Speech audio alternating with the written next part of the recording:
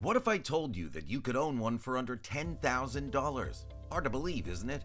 So, buckle up, gearheads. We're about to reveal 5 muscle cars that pack the thrill of a true classic without draining your wallet. Number 5. The Chevrolet Monte Carlo.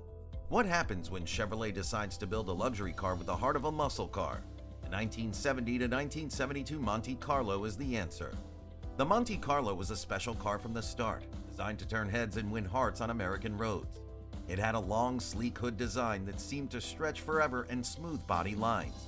Inside, drivers found themselves surrounded by luxury, soft, comfortable seats that felt like living room furniture, thick carpets that muffled road noise, and a dashboard that looked like fine furniture with its wood details and elegant gauges. Chevrolet's designers went all out to make sure every detail felt special, from the unique crosshatch grille design to the distinctive taillights. Even the smallest touches, like the door handles and window controls, were made to feel more expensive than what you'd find in regular wood grain details and elegant gauges.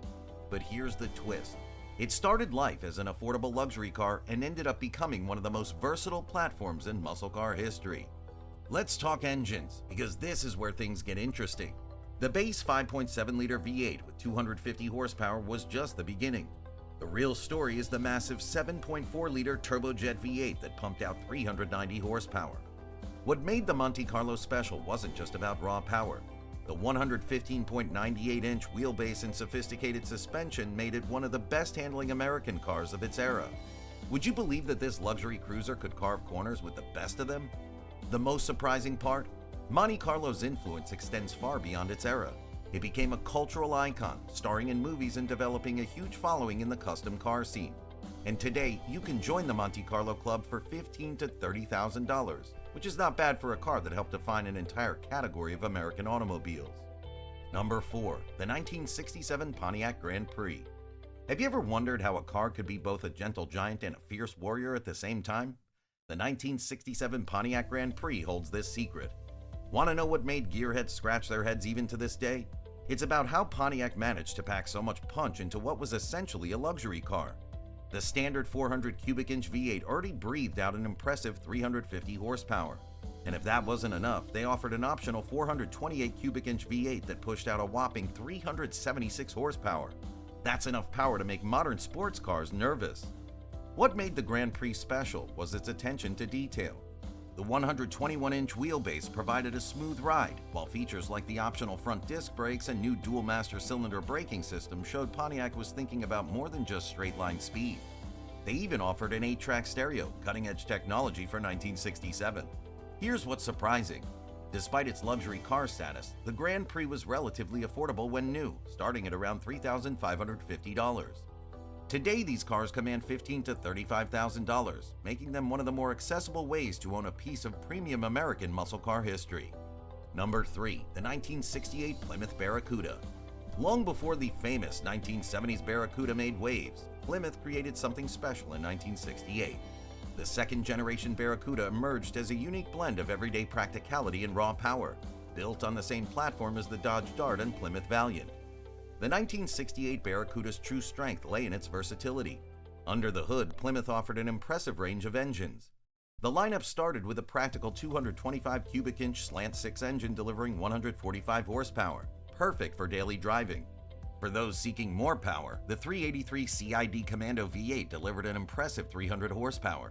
In a remarkable engineering feat, Plymouth produced approximately 50 special Barracudas equipped with the legendary 426 Hemi engine, specifically designed for drag racing. The engineering brilliance extended beyond its raw power. Sharing its foundation with family cars brought unexpected advantages. The Barracuda's common platform made maintenance straightforward and parts readily available, setting it apart from other muscle cars of its era. This practical approach to performance created a vehicle that delivered reliability alongside its impressive power. Despite its impressive performance credentials, Plymouth initially marketed the Barracuda not as a muscle car, but as a practical sports car for the growing youth market. The company even emphasized its folding rear seat and extended cargo area features that seemed more fitting for a family wagon than a performance machine. This dual-purpose design proved to be a strategic masterstroke, attracting both performance enthusiasts and practical buyers alike. In today's classic car market, the 1968 Barracuda stands as a mark of Plymouth's innovative design. These second-generation models command prices between $10,000 and $30,000. But while everyone focuses on the later Barracudas, these second-generation models offer a unique blend of style, performance, and affordability that's getting harder to find in the classic car world. Number 2. The Chevrolet Nova 1975. How did a modest compact car transform into one of America's most sought-after muscle cars during the challenging emissions era of the 1970s? The story of the 1975 Chevrolet Nova reveals an unexpected journey through automotive history. In 1975, as strict emission regulations cast a shadow over the muscle car era, the automotive industry struggled to maintain performance while meeting new standards. During this pivotal time, the Chevrolet Nova emerged as a unique solution. The vehicle offered two distinct personalities: a practical family car with its base model 250 cubic inch inline-six engine generating 105 horsepower, and a more spirited version featuring a 350 cubic inch V8 that produced 155 horsepower.